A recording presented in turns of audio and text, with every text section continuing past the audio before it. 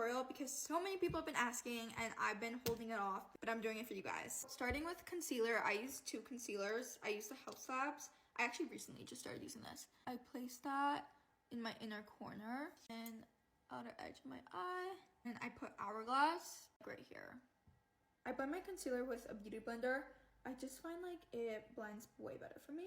My trick for my under eyes is after I put on 1 layer, I will like do another dot and I let it dry while I do my contour.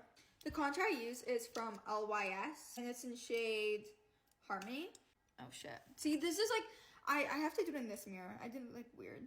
Damn, bro, have you already used it? Like, if you ever see me in a video and I look really orange, it's because I put too much of this on. I'm getting ready because my sisters and I are going right now to film a new YouTube video for Halloween.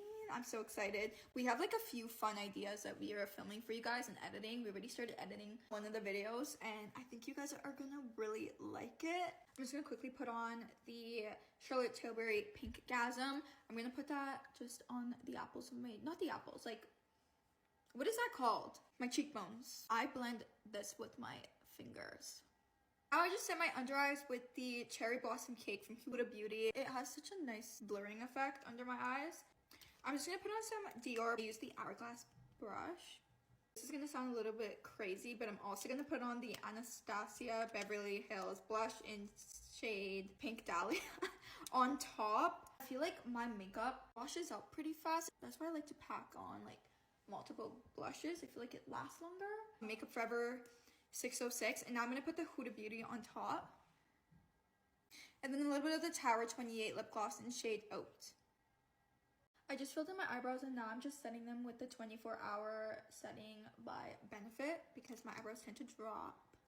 Okay, I blended my nose contour and sometimes I like to put fake freckles, so I use the Anastasia. I also do my eyebrows with this as well in shade medium brown.